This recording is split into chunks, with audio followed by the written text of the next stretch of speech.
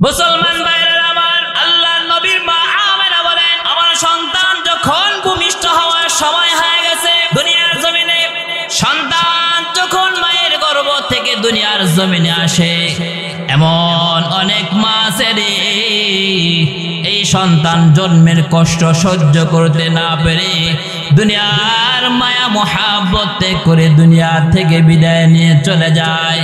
আল্লাহর নবীর মা আমেনা বলেন, আমার সন্তান যখন দুনিয়ার জমিনে আসে রে, আমার যারা পরিমাণ কোনো কষ্ট হয় নাই, এমন ভাবে আমার সন্তান দুনিয়ার জমিনে ভূমিষ্ঠ হয়েছে।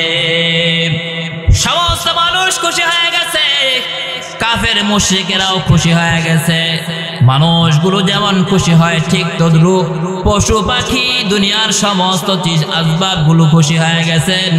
আল্লাহর নবীর চাচা আবু লাহাবের কানে যখন খবর পৌঁছায় রে, আবু লাহাবের বান্দি সুরাইবা যখন গিয়া বলেন, হে আবু লাহাব, খবর শুনেছ কি তোমার ভাই আব্দুল্লাহর গড়ে একটা ফুটফুটে সন্তান জন্মগ্রহণ করেছে। আবু লাহাব যখন আপনার আমার নবীর জন্মের সুসংবাদ পায় রে, সঙ্গে সঙ্গে আবু লাহাব শাহাদত আঙ্গুলি দিয়ে ইশারা করে তার অত্যন্ত মুহাব্বতের প্রিয় বান্দিটাকে আজাদ করে দিয়েছেন। সঙ্গে সঙ্গে ইশারা দিয়ে বলে, যা সুরাইবা, আজকে থেকে তুমি আজাদ। তুমি যেহেতু আমার ভাতিজার জন্মের সুসংবাদ আমাকে দিয়েছো, এজন্য আমি তোমাকে আজকে থেকে মুক্ত করে দিলাম। আল্লাহ নবীর একজন মহিলা সাহাবিয়া নবী আলাইহিস সালাতু ওয়াস সালাম হযরতে বেলাল হাফসি রাদিয়াল্লাহু তাআলা আনহুকে আল্লাহ নবী নির্দেশ দিলেন, হে বেলাল, যুদ্ধের ময়দানে অংশগ্রহণ করতে হবে রে, আমার সাহাবীদেরকে ঘোষণা করে দাও তারা যেন যুদ্ধের ময়দানে অংশগ্রহণ করে। আল্লাহ নবীর সাহাবী হযরতে বেলাল মিম্বরে উঠে ঘোষণা করলেন, হাইয়া আলাল জিহাদ। হে নবীর সাহাবীরা, কে কোথায় আছো শোনো রে, আল্লাহর নবী যুদ্ধের জন্য ঘোষণা করেছেন, তোমাদেরকে যুদ্ধে অংশগ্রহণ করতে হবে। দ্রুত তোমরা আল্লাহর নবীর সঙ্গে যুদ্ধে অংশগ্রহণ করো। বেলাল হাফসি রাদিয়াল্লাহু তাআলা আনহুর এই এলান শোনা সঙ্গে সঙ্গে আল্লাহর নবীর সাহাবীরা দলে দলে এসে আল্লাহর নবীর হাতে হাত দিয়ে যুদ্ধে অংশগ্রহণ করার জন্য নাম লিপিবদ্ধ করতেছেন। এমন সবাই আল্লাহ নবীর সাহাবীরা লক্ষ্য করলেন, মসজিদের নববীর সামনে একটা মহিলা এসে দুধের বাচ্চা নিয়ে একটা মহিলা মসজিদের নববীর সামনে এসে উপস্থিত। আল্লাহ নবীর সাহাবীরা বলেন, হে মা, তুমি এখন মসজিদ নববীর দরজায় কেন আসছো? ওই মহিলা ডাক দিয়ে বলেন, আল্লাহর নবীর সঙ্গে সাক্ষাৎ করার জন্য আমি আসছি। সাহাবীরা বলেন, আল্লাহর নবী যুদ্ধের ময়দানে যাবেন, সাহাবীরা দলে দলে সে নাম লেখাইতেছেন। এখন নবী তোমাদের সঙ্গে কথা বলার কোনো সুযোগ নাই, এখন চলে যাও, পরে এসো। এই মহিলা ডাক দিয়ে বলেন, না, আমাকে নবীর সঙ্গে সাক্ষাৎ করতেই হবে। আল্লাহ নবীর সাহাবীরা নবীর কাছে গিয়ে খবর পৌঁছাইলো, ওগো আল্লাহর নবী, মসজিদ নববীর দরজায় একটা মহিলা আছে আপনার সঙ্গে সাক্ষাৎ করার জন্য। ওই মহিলাটা অনেকক্ষণ পর্যন্ত অপেক্ষায় আছে। এবার নবী ওই মহিলার সঙ্গে সাক্ষাৎ করার জন্য আসছেন। আয়েশা আল্লাহর নবী লক্ষ্য করলেন, মহিলা একটা দুধের বাচ্চা নিয়ে নবীর সঙ্গে সাক্ষাৎ করার জন্য আসছে। ইন্নাল্লাহা ফাদ্দালানি আলাল আম্বিয়া وفضلني أمتي على الأمم। الله نبي بالشانبي محمد رسول الله صلى الله عليه وسلم বলেন, আল্লাহ তাআলা বাবা আদম আলাইহিস সালাতু ওয়াস সালাম থেকে নিয়ে পয়গম্বর ঈসা আলাইহিস সালাতু ওয়াস সালাম পর্যন্ত যত নবী আল্লাহ তাআলা দুনিয়ার জমিনে প্রেরণ করেছেন, আল্লাহর হাবিব বলেন, আল্লাহ তাআলা সমস্ত নবীদের ভিতরে আমাকে শ্রেষ্ঠত্ব দান করেছেন। সমস্ত নবীদের ভিতরে আমি সর্বশ্রেষ্ঠ নবী। নবী আলাইহিস সালাতু ওয়াস সালাম আরো বলেন, ও আমার উম্মতেরা, আমি যেমন নবীদের ভিতরে সর্বশ্রেষ্ঠ নবী, ঠিক তদ্রূপ আল্লাহ রাব্বুল আলামিন পয়গম্বর আদম আলাইহিস সালাতু সালাম থেকে নিয়ে পয়গম্বর ঈসা আলাইহিস সালাতু সালাম পর্যন্ত যত উম্মত আল্লাহ তাআলা দুনিয়াতে প্রেরণ করেছেন, আল্লাহর হাবিব বলেন আল্লাহ তাআলা আমার উম্মতকে সমস্ত উম্মতের ভিতরে শ্রেষ্ঠত্ব দান করেছেন। আল্লাহর নবী বলেন পয়গম্বর আদম আলাইহিস সালাতু সালামের উম্মতের যে আল্লাহ রাব্বুল আলামিন আমার উম্মতকে শ্রেষ্ঠত্ব দান করেছেন। পয়গম্বর নূহ আলাইহিস সালাতু সালামের উম্মতের যে আল্লাহ রাব্বুল আলামিন আমার উম্মতকে শ্রেষ্ঠত্ব দান করেছেন। পয়গম্বর ইব্রাহিম আলাইহিস সালাতু সালামের উম্মতের চেয়েও আল্লাহ রাব্বুল আলামিন আমার উম্মতকে শ্রেষ্ঠত্ব দান করেছেন। পয়গম্বর মূসা আলাইহিস সালাতু সালামের উম্মতের চেয়েও আল্লাহ রাব্বুল আলামিন আমার উম্মতকে শ্রেষ্ঠত্ব দান করেছেন। পয়গম্বর ঈসা আলাইহিস সালাতু সালামের উম্মতের চেয়েও আল্লাহ তাআলা আমার উম্মতকে শ্রেষ্ঠত্ব দান করেছেন। আপনার আমার নবী বলেন আমি যেমন সমস্ত নবীদের ভিতরে সর্বশ্রেষ্ঠ নবী, ঠিক তদ্রূপ আমার উম্মত তোমরা যত নবী দুনিয়াতে এসেছিল সমস্ত নবীর উম্মতের ভিতরে আল্লাহ তাআলা তোমাদেরকে শ্রেষ্ঠত্ব দান করেছেন। মুসলমান বন্ধুরা আমার, আল্লাহ তাআলা যে নবীর বরকতে আপনাকে আমাকে সমস্ত উম্মতের ভিতরে শ্রেষ্ঠত্ব দান করেছেন, ওই নবীর জীবনীটা আমাদের সামনে একটু থাকা দরকার। আল্লাহ রাব্বুল আলামিন আল্লাহর হাবিবকে কত মর্যাদা দান করেছেন, কেন শ্রেষ্ঠত্ব দান করেছেন, একজন উম্মত হিসেবে যখন নবীর জীবনীটা আমাদের সামনে থাকবে তখনই আমরা বুঝতে পারবো আমাদের নবীকে আল্লাহ তাআলা কেন সমস্ত নবীদের ভিতরে শ্রেষ্ঠত্ব দান করেছেন। মুসলমান বন্ধুরা আমার, আল্লাহ রাব্বুল আলামিন আপনার আমার নবীকে দুনিয়া জমিনে যখন প্রেরণ করেছেন, পৃথিবীর ভিতরে যত বংশ আছে, যত গোত্র আছে, খান বংশ, চৌধুরী বংশ, সরকার বংশ, ভূঁইয়া বংশ, মুন্সি বংশ, দুনিয়ার মানুষ বংশ নিয়ে গর্ব করে, বংশ নিয়ে অহংকার করে, মিয়া আমি চৌধুরী বংশের লোক, আমি সরকার বংশের লোক, আমি ভূঁইয়া বংশের লোক। এজন্য আল্লাহ তাআলা আপনার আমার নবীকে এমন এক বংশের ভিতরে দুনিয়ার জমিনে প্রেরণ করেছেন যেই বংশটা হলো সর্বশ্রেষ্ঠ বংশ। পৃথিবীর জমিনে যত বংশ আছে, ভূঁইয়া বংশ বলেন, চৌধুরী বলেন, যত বংশ বলেন, সমস্ত গোত্রের ভিতরে কুরাইশ বংশ হলো সর্বশ্রেষ্ঠ বংশ। কুরাইশ বংশের চেয়ে দামি এই পৃথিবীর জমিনে আর কোনো বংশ নাই। এজন্য আল্লাহ তাআলা আপনার আমার নবীকে কুরাইশ বংশের ভিতরে প্রেরণ করেছেন। আল্লাহ রাব্বুল আলামিন আপনার আমার নবীকে যেই দেশে প্রেরণ করেছেন মক্কাতুল মুকাররমা, এই মক্কা হলো এমন একটা শহর যেই শহরটা পৃথিবীতে যত শহর আছে সমস্ত শহরের ভিতরে মক্কা শহরের মর্যাদা আমার আল্লাহ তাআলার নিকট কোটি গুণ বেশি। এজন্য আল্লাহ তাআলা পৃথিবীর সর্বশ্রেষ্ঠ বংশের ভিতরে সর্বশ্রেষ্ঠ শহরের ভিতরে আপনার আমার নবীকে আল্লাহ তাআলা প্রেরণ করেছেন। নবী আলাইহিস সালাতু সালামের পিতা আব্দুল্লাহ, আল্লাহ রাব্বুল আলামিন আব্দুল্লাহর ঘরে আপনার আমার পয়গম্বরকে দুনিয়ার জমিনে প্রেরণ করেছেন। আব্দুল মুত্তালিবের যত সন্তান ছিল সমস্ত সন্তানদের ভিতরে আব্দুল্লাহ ছিল সবচেয়ে নম্র ভদ্র। আল্লাহ রাব্বুল আলামিন আব্দুল্লাহর ঘরে আপনার আমার হাবিবকে প্রেরণ করেছেন। মুসলমান বন্ধুরা আমার, আপনার আমার নবী মুহাম্মদুর রাসূলুল্লাহ সাল্লাল্লাহু আলাইহি ওয়াসাল্লাম যখন মায়ের গর্ভে আসেন, আল্লাহর নবীর মা আমেনা বলেন আল্লাহ তাআলা আপনার আমার হাবিবকে দুনিয়ার জমিনে রহমত বানাইয়া প্রেরণ করেছেন। আল্লাহ রাব্বুল আলামিন তাই বলেন আল্লাহ তাআলা বলেন ওয়ামা আরসালনাকা ইল্লা রাহমাতাল লিল আলামিন। আল্লাহ রাব্বুল আলামিন বলেন আমি আমার হাবিবকে গোটা জাহানের জন্য আমি আল্লাহ রহমাতুল লিল আলামিন বানাইয়া প্রেরণ করেছি। আল্লাহ নবীর মা আমেনা বলেন যেদিন থেকে আমার সন্তান মুহাম্মদ আমার গর্ভে আসছে এই দুনিয়ার মানুষ, ওই দিন থেকে আমি অনেক রহমত লক্ষ্য করেছি।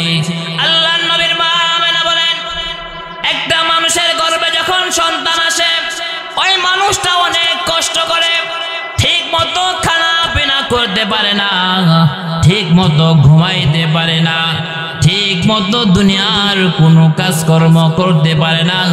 আল্লাহ নবীর মা আমেনা বলেন হে দুনিয়ার মানুষেরা, আপনার আমার নবী যখন তার মায়ের গর্ভে যখন আসছেন আমেনা বলেন আমার যারা পরিমাণ কোনো কষ্ট হয় নাই। মুসলমান ভাইরা আমার, আল্লাহ নবীর মা আমেনা বলেন হে দুনিয়ার মানুষেরা, যেদিন থেকে আমার সন্তান মুহাম্মদ আমার গর্ভে আসছে যদি কোনো প্রয়োজনে আমাকে বাড়ির বাহিরে যাওয়া লাগতো, মরুভূমির মাঠ যখন আমি অতিক্রম করতাম সমস্ত মানুষ রোদ্রে পুড়ে ছারখার হয়ে যেত। আল্লাহ নবীর মা আমেনা বলেন আমি যখন রোদ্রে দিয়ে হাঁটতাম আমি তাকায় দেখি রে আল্লাহ রব্বুল আলামিন সূর্যের আলোটা ডাইরেক্ট আমার শরীরে না ফেলাইয়া আল্লাহ রব্বুল আলামিন মেঘমালা দিয়া আল্লাহ রব্বুল আলামিন আমার জন্য ছায়ার ব্যবস্থা করেছেন। সুবহানাল্লাহি ওয়া বিহামদিহি। আল্লাহ নবীর মা আমেনা বলেন শুধু তাই নয়, যেদিন থেকে আমার সন্তান মুহাম্মদ আমার গর্ভে আসছে নবী আলাইহিস সালাতু ওয়াস সালামের মা আমেনা বলেন ওই দিন থেকে আমি লক্ষ্য করেছি আমি যখন রাস্তা দিয়ে হাঁটতাম, আমি যখন পাথরালি জমিন দিয়ে হেঁটে যাইতাম, আল্লাহ নবীর মা আমেনা বলেন আমি যখন শক্ত মজবুত পাথরের উপর পা রাখতাম সঙ্গে সঙ্গে আল্লাহ তাআলা আমার সন্তানের বরকতে এই শক্ত পাথরটাকে আমার জন্য তুলার মতো নরম করে দিতেন। আল্লাহ নবীর মা আমেনা বলেন শুধু তাই নয়, আমার সন্তান মুহাম্মদ যেদিন থেকে আমার গর্ভে আসছে ওই দিন থেকে আমি যখন কূপের ভিতরে পানি আনার জন্য যাইতাম, আল্লাহ নবীর মা আমেনা বলেন আমি যখন কূপের কাছে পানি আনার জন্য যাইতাম মানুষ কূপের থেকে রশি এবং বালতির মাধ্যমে পানি উঠায়, আমি যখন কূপের নিকট পানি আনার জন্য যাই আল্লাহ রব্বুল আলামিন আমার সন্তানের বরকতে কূপের নিচে থাকা পানিগুলো আল্লাহ তাআলা আমার জন্য কূপের মুখের নিকট এনে দেন। আল্লাহ নবী মা বলেন পানি আনার জন্য আমাকে কোনো কষ্ট করতে হয় না, আমি কূপের নিকট গেলে আল্লাহ তাআলা অটোমেটিক কূপের নিচের পানিটাকে কূপের মুখে এনে দেয়, ওখান থেকে আমি পানি নিয়ে চলে আসি, আমাকে কোনো কষ্টই করতে হয় না। নবী আলাইহিস সালাতু ওয়াস সালামের সম্মানিতা আম্মা বলেন এই দুনিয়ার মানুষ, যেদিন থেকে আমার সন্তান মুহাম্মদ আমার গর্ভে আসছে ওই দিন থেকে আমার যারা পরিমাণ কোনো কষ্ট হয় নাই। মুসলমান ভাইরা আমার, আল্লাহ নবীর মা আমেনা বলেন আমার সন্তান যখন ভূমিষ্ঠ হওয়ার সময় হয়ে গেছে দুনিয়ার জমিনে, সন্তান যখন মায়ের গর্ভ থেকে দুনিয়ার জমিনে আসে এমন অনেক মা আছে রে এই সন্তান জন্মের কষ্ট সহ্য করতে না পেরে দুনিয়ার মায়া মোহাব্বত করে দুনিয়া থেকে বিদায় নিয়ে চলে যায়। আল্লাহ নবীর মা আমেনা বলেন আমার সন্তান যখন দুনিয়ার জমিনে আসে রে আমার যারা পরিমাণ কোনো কষ্ট হয় নাই, এমন ভাবে আমার সন্তান দুনিয়ার জমিনে ভূমিষ্ঠ হয়েছে। নবী আলাইহিস সালাতু ওয়াস সালামের সম্মানিত আম্মা বলেন মানুষ যখন সন্তান ভূমিষ্ঠ হয়, সন্তান ভূমিষ্ঠ হওয়ার পরে সন্তানের নার কাটতে হয়। আল্লাহ রাব্বুল আলামিন সন্তান যখন মায়ের গর্ভে আসে, আল্লাহ তাআলা সন্তানের খাবারের ব্যবস্থা করেন। মায়ের মাসিকটাকে আল্লাহ বন্ধ করে দিয়ে সন্তানের নাভির সঙ্গে আল্লাহ তাআলা মায়ের মাসিকের একটা ব্যবস্থা করে দিয়ে আল্লাহ তাআলা সন্তানের জন্য খাবারের ব্যবস্থা করেন। হ্যাঁ দুনিয়ার মুসলমান, একটু চিন্তা করে দেখো, আল্লাহ তাআলা মায়ের গর্ভের ভিতরে তোমার জন্য খাবারের ব্যবস্থা করেছেন। যেখানে দুনিয়ার সমস্ত ডাক্তার ফেল হয়ে যায়, দুনিয়ার সমস্ত বৈজ্ঞানিক যেখানে ফেল হয়ে যায়, দুনিয়ার সমস্ত জিনিস যেখানে ফেল হয়ে যায়, দুনিয়ার কোন বৈজ্ঞানিক আজ পর্যন্ত মায়ের গর্ভে সন্তানের জন্য খাবারের ব্যবস্থা করতে পারে নাই। আল্লাহ তাআলা আপনার আমার মায়ের গর্ভের ভিতরে রেখে আল্লাহ তাআলা আপনার আমার জন্য খাবারের ব্যবস্থা করেছেন। আল্লাহ তাআলা মায়ের মাসিকটা বন্ধ করে দিয়ে আমার নবীর সঙ্গে অ্যাডজাস্ট করে আল্লাহ খাবারের ব্যবস্থা করেছেন। হ্যাঁ বন্ধু, একটু কি চিন্তা করে দেখেছো, আল্লাহ তাআলা ইচ্ছা করলে তোমার মায়ের এই মাসিকটাকে আল্লাহ তাআলা তোমার মুখের মাধ্যমে তোমার পেটে ঢুকাইতে পারতেন, কিন্তু আল্লাহ রাব্বুল আলামিন তোমার এই জবানটাকে পবিত্র রাখছেন। ও গোলাম, একটু কি চিন্তা করো না, আল্লাহ তাআলা ইচ্ছা করলে তোমার মুখের মাধ্যমে খাবার পৌঁছাইতে পারতেন, কিন্তু আল্লাহ তাআলা মায়ের এই নাপাক বস্তুটাকে তোমার জবানে লাগাই নাই। তোমার জবানটাকে আল্লাহ তাআলা পাক ও পবিত্র রাখছেন, কারণ দুনিয়ার জমিনে তুমি তোমার এই জবানের মাধ্যমে আল্লাহ তাআলার কালাম তেলাওয়াত করবা, আল্লাহ তাআলার নামের প্রশংসা বাক্য পাঠ করবা, আল্লাহ তাআলার হামদুস সানা পাঠ করবা। আল্লাহ তাআলা যে নাম পবিত্র, আল্লাহ তাআলার এই পবিত্র নামের জিকির তুমি তোমার এই পবিত্র জবান দিয়ে করবা। তাই আল্লাহ তাআলা তোমার এই জবানটাকে তোমার মায়ের গর্ভের ভিতরেও আল্লাহ তাআলা নাপাক করে নাই। আমার বন্ধুরা, আজকে দেখা যায় আমরা আমাদের এই জবান দিয়ে আমার আল্লাহর প্রশংসা না করে, আল্লাহ তাআলার হামদ প্রশংসা বাক্য পাঠ না করে, আল্লাহ তাআলার কালাম তেলাওয়াত না করে, আজকে দেখা যায় মানুষ যখন তার এই জবান দিয়ে মাকে মা বলে ডাক দেয়, মায়ের কলিজাটা বড় ঠান্ডা হয়ে যায়। মানুষ যখন তার জবান দিয়ে আব্বাকে আব্বা বলে ডাক দেয়, আব্বার কলিজাটা ঠান্ডা হয়ে যায়।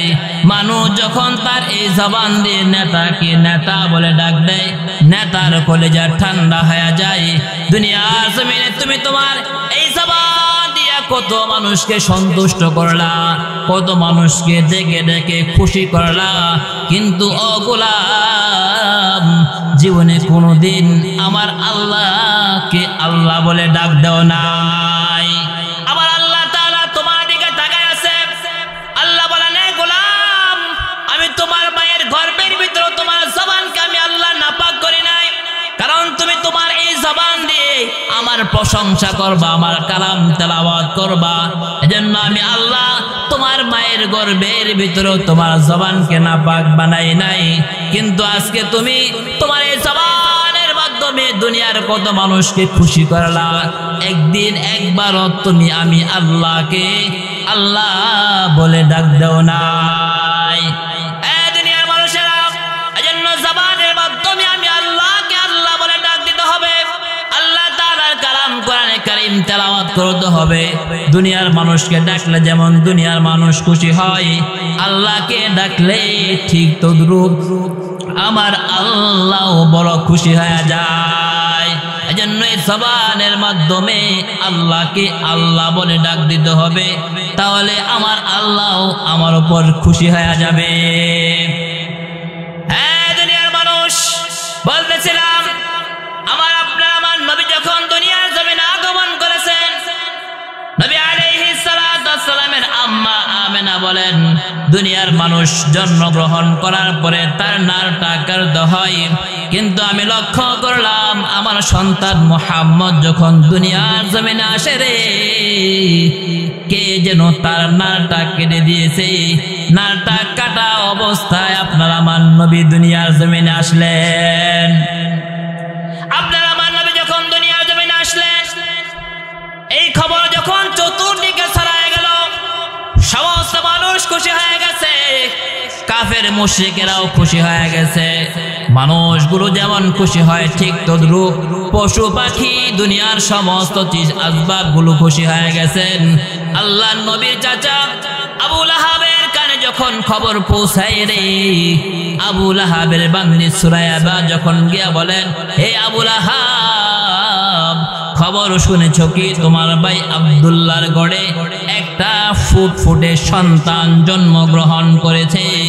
আবু লাহাব যখন আপনার আমার নবীর জন্মের সুসংবাদ পায় রে, সঙ্গে সঙ্গে আবু লাহাব শাহাদত আঙ্গুলি দিয়ে ইশারা করে তার অত্যন্ত মুহাব্বতের প্রিয় বান্দিটাকে আজাদ করে দিয়েছেন।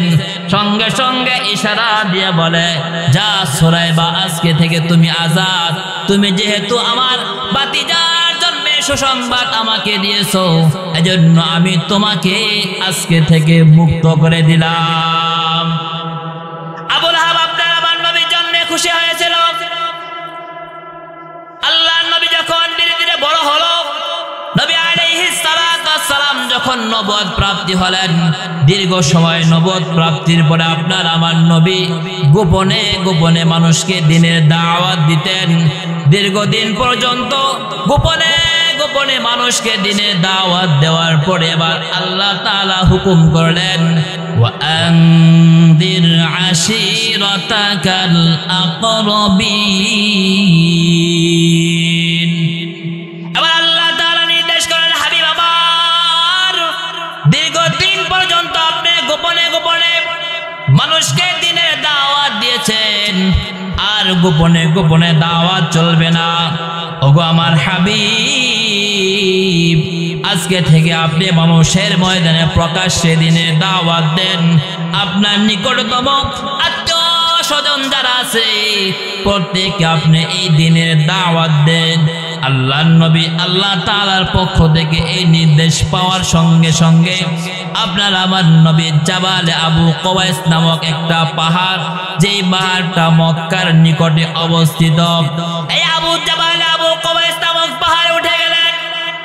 আপনার আমার নবী জাবালে আবু কুবাইস নামক পাহাড়ে উঠে মক্কার এক একটা গোত্রকে ধরে আপনার আমার নবী ডাকতে থাকলেন। আস্তে আস্তে মক্কার সমস্ত মানুষগুলো এই পাহাড়ের নিকট এসে একত্রিত হলো। এই জাবালে আবু কুবাইস হলো এমন একটা পাহাড়, যেই মানুষ যদি কোনো গুরুত্বপূর্ণ কোনো বিষয়ে এলানের প্রয়োজন হইতো, তাহলে এই জাবালে আবু কুবাইস নামক পাহাড়ে গিয়ে এলান করতো। নবী আলাইহিস সালাতু ওয়াস সালাম যখন জাবালে আবু কুবাইস নামক পাহাড়ে উঠে সমস্ত মানুষগুলোকে যখন এলান করলেন, মক্কার সমস্ত মানুষগুলো এসে জাবাল আবু কুবাইস নামক পাহাড়ের নিকটে জমা হয়ে গেল। এবার আল্লাহর নবী সমস্ত মানুষদেরকে লক্ষ্য করে বলেন, হে মক্কার মানুষেরা, আমি যদি তোমাদেরকে এই খবর দেই এই পাহাড়ের অপর পাশে শত্রু বাহিনী অবস্থান করতেছে তোমাদেরকে ধ্বংস করার জন্য, তাহলে কি তোমরা আমার এই সংবাদটাকে বিশ্বাস করবে? সমস্ত কাফেররা এক বাক্যে বলেন, তুমি আলা, তুমি আল আমিন, জীবনে কোনোদিন মিথ্যা কথা বলো নাই, অবশ্যই আমরা তোমার এই সুসংবাদটাকে, তোমার এই খবরটাকে আমরা গ্রহণ করব। এবার আপনারা আমার নবী ডাকতে বলেন, তোমরা যদি আমার খবরটাকে গ্রহণ করো, তাহলে তোমরা এই কথা শুনে রাখো, আল্লাহ রাব্বুল আলামিন আমাকে নবী বানায়া দুনিয়ার জমিনে প্রেরণ করেছেন। তোমরা মূর্তি পূজা ছেড়ে এক আল্লাহর ইবাদত করো। আল্লাহর নবী যখন সমস্ত মানুষদেরকে সামনে নিয়ে যখন দ্বীনের দাওয়াত দিলেন, সমস্ত মানুষগুলো চুপ হয়ে গেছে। ওই আল্লাহর নবীর জন্মের সময় আবু লাহাব সবচেয়ে বেশি খুশি হয়েছিল আল্লাহর নবী যখন দিনের দাওয়াত দিলেন।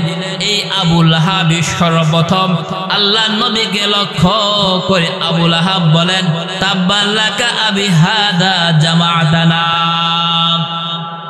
আবু লাহাব আল্লাহর নবীকে লক্ষ্য করে বদদুয়া করলেন, এ মুহাম্মদ, তোমার হাত ধ্বংস হয়ে যাক, তুমি কে জন্য আমাদেরকে একত্রিত করেছ? আল্লাহর নবীর জন্মের ভিতরে আবু লাহাব সবচেয়ে বেশি খুশি হয়েছিল। এই আবু লাহাব আল্লাহর নবীর জন্য বদদুয়া করলেন। দুনিয়ার সমস্ত মানুষ সহ্য করলেও আসমানের মালিক আল্লাহ কিন্তু সহ্য করতে পারেন নাই। আল্লাহ রাব্বুল আলামিন জিবরাইল আলাইহিস সালাতু ওয়াস সালামের মাধ্যমে আপনার আমার নবীকে আল্লাহ তাআলা সান্ত্বনার বাণী শোনাইতেছেন।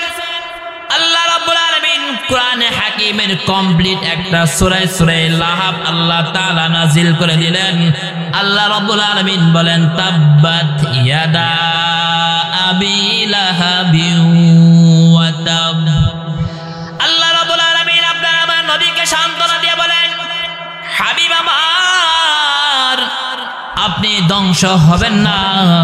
আবু লাহাব ধ্বংস হয়ে যাবে, আবু লাহাবের হাত ধ্বংস হয়ে যাবে, আবু লাহাবের সম্পদগুলো ধ্বংস হয়ে যাবে। আবু লাহাব আপনার জন্য বদদুয়া করেছে, আমি আল্লাহ এটা বরদাস্ত করতে পারি নাই। আবু লাহাব ধ্বংস হয়ে যাবে। হাবিব আমার, আপনি কিন্তু ধ্বংস হবেন না। আবার বন্ধুরা, যে আবু লাহাব আল্লাহর নবীর জন্মে এত খুশি হয়েছিল, এই আবু লাহাব আল্লাহর নবীর সিরাতকে গ্রহণ করতে পারে নাই, আল্লাহর নবীর নবুয়তকে গ্রহণ করতে পারে নাই। আল্লাহর নবীর জন্মে সুসংবাদ হয়েছিল, মানে নবী আলাইহিস সালাতু ওয়াস সালামের মিলাদে খুশি হয়েছিল, কিন্তু আল্লাহর নবীর সিরাতকে গ্রহণ করতে পারে নাই। এজন্য আবু লাহাব কোনদিন আল্লাহর জান্নাতে যাইতে পারবে না। ও দোস্ত, একটু লক্ষ্য কেন করো না? আমাদের সমাজে অনেক লোক দেখা যায় আল্লাহর নবীর জন্মদিন নিয়ে লাফালাফি, আল্লাহর নবীর জন্মদিন নিয়ে জশ্নে জুলুস করে, কিন্তু আল্লাহর নবীর সিরাতকে গ্রহণ করতে চায় না। কি বলেন, আছে কি আছে না? মুহতারাম হাজিরিন, নবী আলাইহিস সালাতু ওয়াস সালামের জন্মকে গ্রহণ করে, আল্লাহর নবীর জন্মদিন পালন করে, নবী আলাইহিস সালাতু ওয়াস সালামের সিরাতকে গ্রহণ করতে চায় না। মুহতারাম হাজিরিন, তাদের অবস্থাও ঠিক আবু লাহাবের যে অবস্থা হয়েছিল, তাদের অবস্থাও ঠিক আবু লাহাবের মতোই হবে। এজন্য মুহতারাম হাজিরিন, নবী আলাইহিস সালাতু ওয়াস সালামের আদর্শ গ্রহণ করে, আল্লাহ নবীর সিরাতকে গ্রহণ করে আমরা যখন আমাদের জীবনে বাস্তবায়ন করব, তখনই আমরা প্রকৃত মুমিন হতে পারবো। আর আল্লাহ নবীর সিরাত যদি গ্রহণ না করি, শুধু জন্মেতেই যদি খুশি থাকি, তাহলে জন্মের খুশি আবু লাহাব ছিল, কিন্তু আল্লাহ নবীর সিরাত গ্রহণ করতে পারে নাই।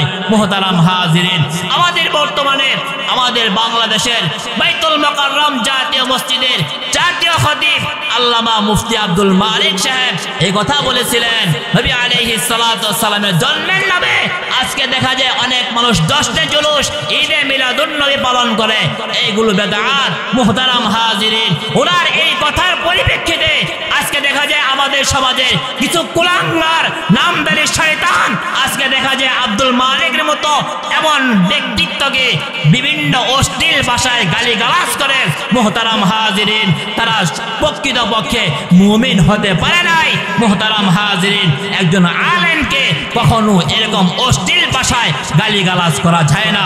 মুহতারাম হাজিরিন, এজন্য আমরা স্পষ্ট ভাষায় বলতে চাই, যারা দশটা জুলুসে ঈদে মিলাদুন নবী নামে রাস্তায় রাস্তায় মিছিল বাইর করে, মুহতারাম হাজিরিন, তারা বেদাত শিরকের ভিতরে লিপ্ত হয়ে গেছে।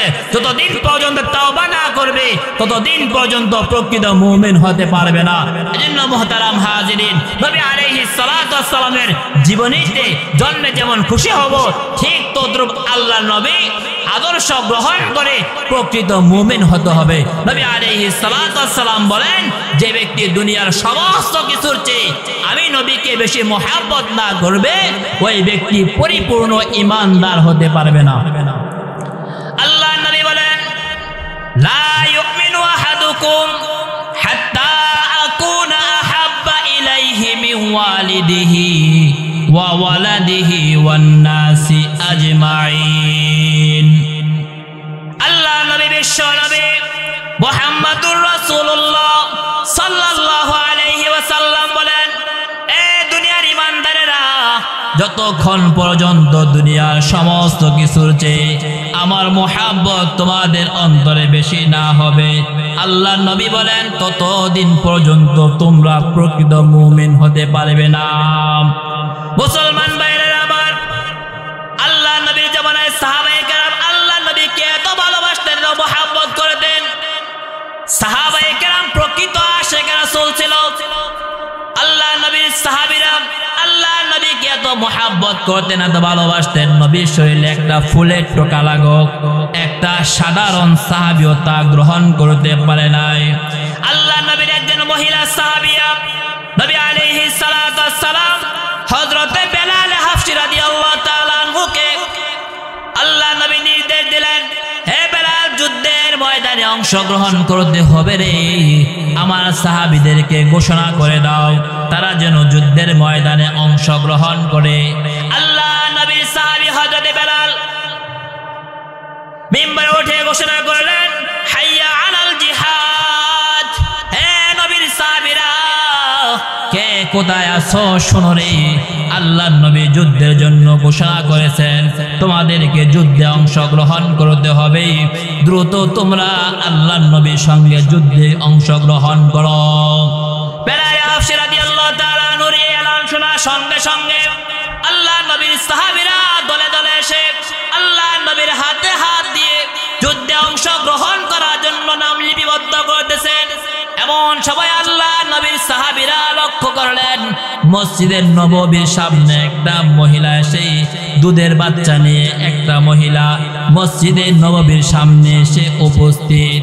আল্লাহ নবীর সাহাবীরা বলেন, হে মা, তুমি এখন মসজিদ নববীর দরজায় কেন আসছো?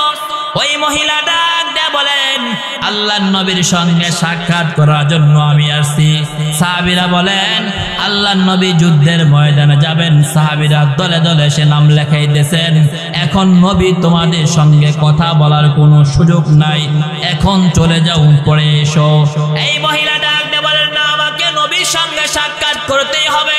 আল্লাহ নবীর সাহাবীরা নবীর কাছে গিয়ে খবর পৌঁছাইলো, ওগো আল্লাহর নবী, মসজিদ নববীর দরজায় একটা মহিলা আছে আপনার সঙ্গে সাক্ষাৎ করার জন্য। ওই মহিলাটা অনেকক্ষণ পর্যন্ত অপেক্ষায় আছে। এবার নবী ওই মহিলার সঙ্গে সাক্ষাৎ করার জন্য আসছেন।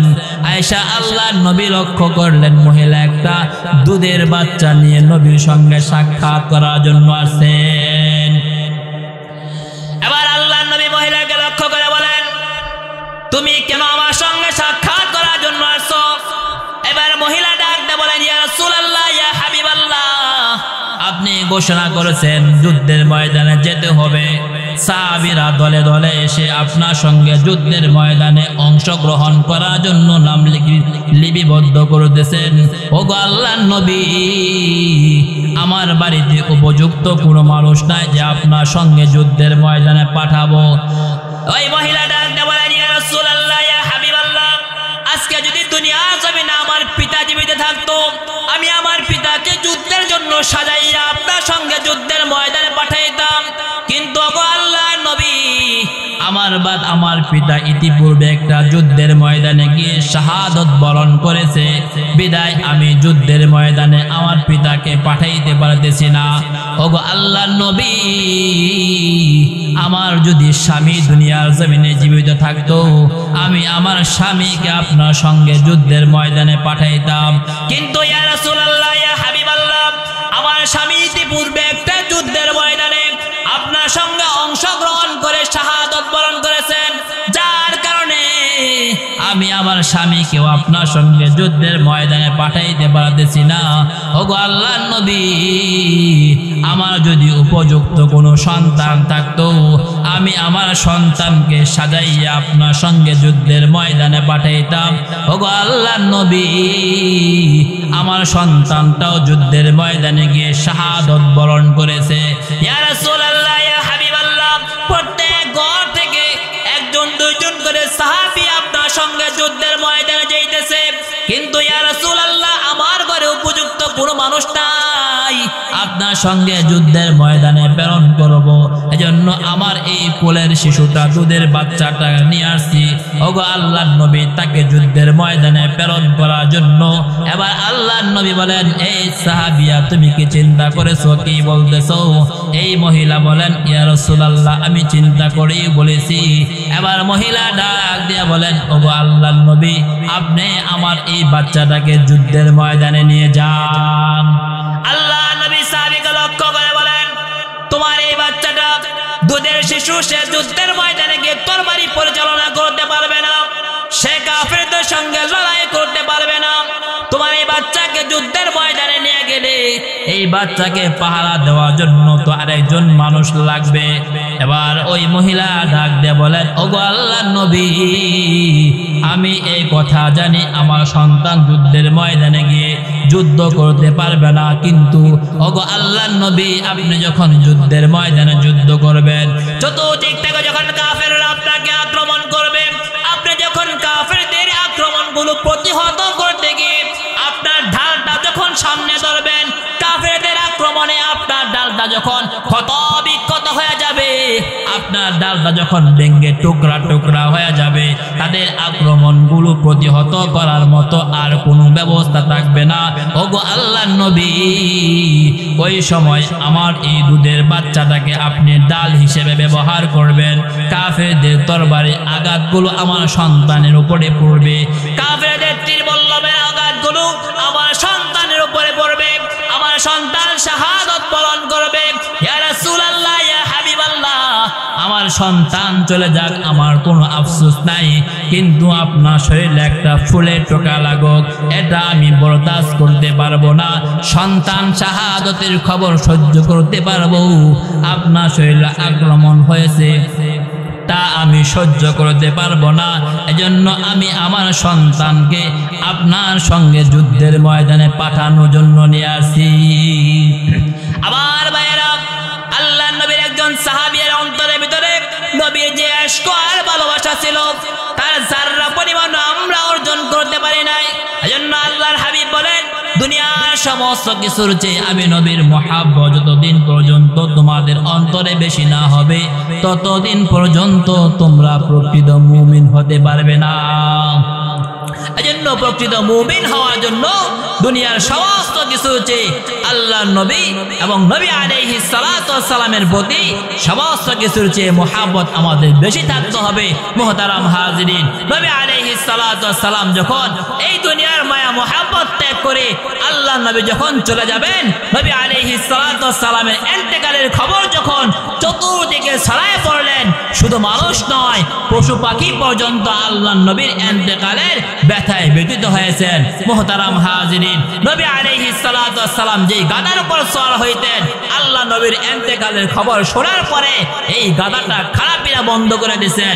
নবী আলাইহিস সালাতু ওয়াস সালামের ব্যথা বিরহ সহ্য করতে না পারে সর্বশেষ কূপের উপর কূপের ভিতরে ঝাঁপ দিয়ে আত্মহত্যা করছেন।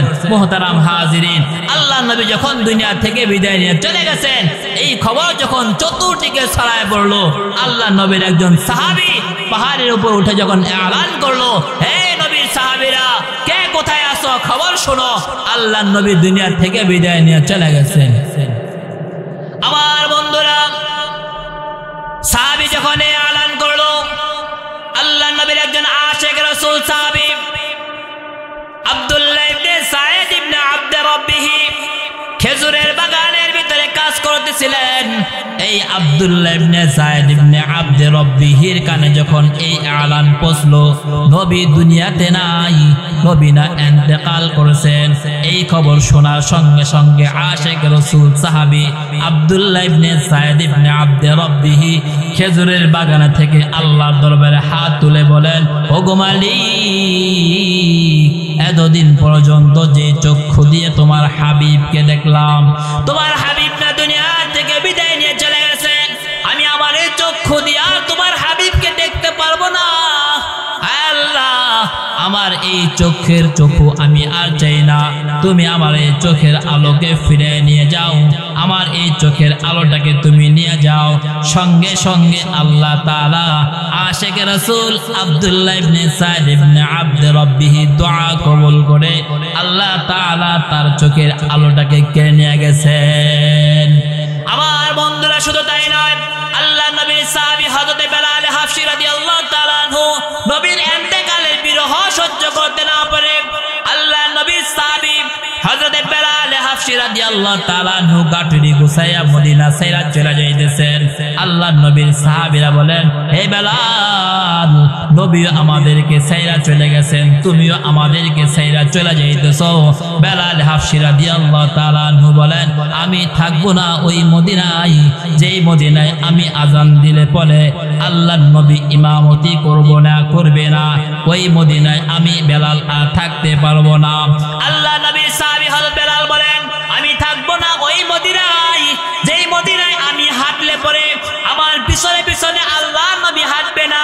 বেলাল হাফসী রাদিয়াল্লাহু তাআলা আনহু সব সময় আল্লাহ নবীর সামনে সামনে হাঁটতেন, কারণ ওনার চিন্তা হলো রাস্তায় যদি কোনো কষ্টদায়ক জিনিস থাকে এটা যেন আমাকে কষ্ট দেয়, আমার নবীর শরীরে যেন কোনো আঘাত না লাগে, এই চিন্তা করে বেলাল হাফসী রাদিয়াল্লাহু তাআলা আনহু আল্লাহ নবীর সামনে সামনে হাঁটতেন। বেলাল হাফসী রাদিয়াল্লাহু তাআলা আনহু নবীর ইন্তেকালের বিরহ বেদনা সহ্য করতে না পেরে সর্বশেষ মদিনা ছেড়ে চলে গেছেন। ও দোস্ত, আপনারা আমাকে আল্লাহ তাআলা ওই নবীর উম্মত বানায়া দুনিয়াতে পাঠাইছেন, এজন্য নবী আলাইহিস সালাতু ওয়াস সালামের আদর্শকে গ্রহণ করে আল্লাহর নবীর আদর্শে আদর্শবান যখন হতে পারবো তখনই আমরা প্রকৃত মুমিন হতে পারবো। এজন্য আল্লাহ তাআলার নিকট সব সময় দোয়া করতে হবে, আল্লাহ যেন আল্লাহর নবীর আদর্শে আদর্শবান হওয়ার তৌফিক দান করেন। আল্লাহ তাআলা আমাদের সবাইকে নবী আলাইহিস সালাতু ওয়াস সালামের আদর্শ গ্রহণ করে প্রকৃত ঈমানদার হওয়ার তৌফিক আল্লাহ তাআলা আমাদের প্রত্যেককে দান করুন। ওয়া আখিরু দাওয়ানা আনিল হামদুলিল্লাহি রাব্বিল আলামিন। আসসালামু আলাইকুম ওয়া রাহমাতুল্লাহি ওয়া বারাকাতুহু।